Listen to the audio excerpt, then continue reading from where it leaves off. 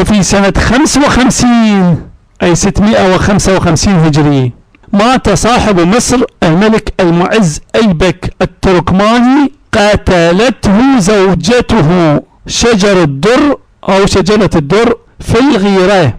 التفت، لا يوجد أي مشكلة عند المارقة دواعش التدليس من شجرة الدر الخائنة الغادرة، لأنها من الدولة الصلاحية القدسية وصارت سلطانة وملكة وأميرة مؤمنين وخليفة الله وخليفة رسوله. لا يوجد غدر، لا يوجد خيانة، لا يوجد قتل، لا يوجد معصية، لا يوجد خيانة زوجية، لا يوجد عقوبة. هو سلطان وأمير مؤمنين وهي سلطانة وأميرة مؤمنين، هو خليفة وهي خليفة، هو مفترض الطاعة وهي مفترضة الطاعة.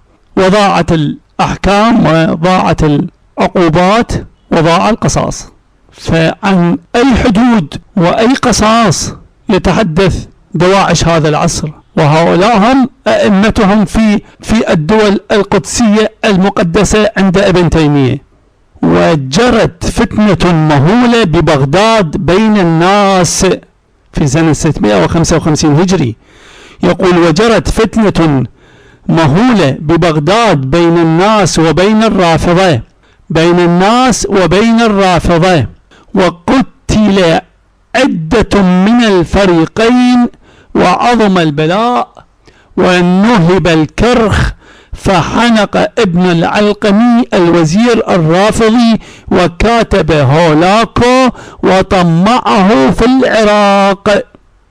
أقول معجزة تيمية كبرى في إثبات علمهم بالغيب، حيث كشفوا للعالمين جميعا أن هولاكو الوديع الوسيم اللطيف الرحيم الصالح المصلح لم يكن يخطر على باله أبدا غزو العراق وبغداد وإسقاط خلافتها، حتى غير فكره ومخططه وعزمه وتحركه ابن العلقمي. فاستجاب هولاكو لابن العلقمي فجأة وبدون تردد ولا أي نقاش أو استفسار.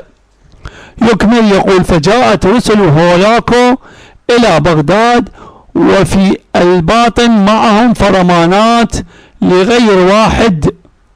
فجاءت رسل هولاكو إلى بغداد وفي الباطن معهم فرمانات لغير واحد، لأكثر من شخص، لأكثر من رمز، لأكثر من عالم، لأكثر من فقيه، لأكثر من مسؤول، لأكثر من مملوك، معهم كتب من هولاكو، أوامر مغولية سلطانية مغولية، تعيينات، مؤامرات، طلبات.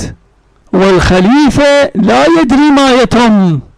الذهبي يقول كل ما حصل يقول والخليفة لا يدري ما يتم.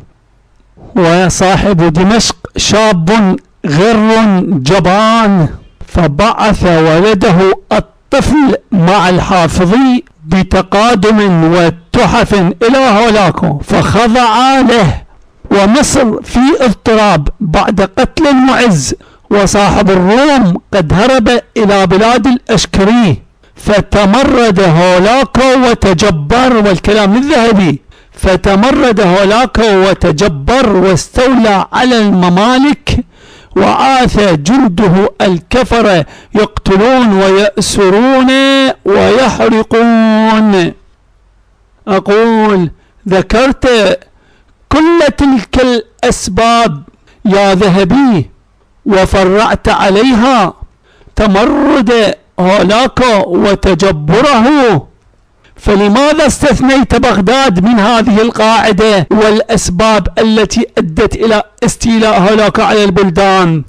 أو أنك غفلت هنا عن أن ابن العلقمي هو الذي رغب وحث هولاكو على غزو تلك البلدان كلها.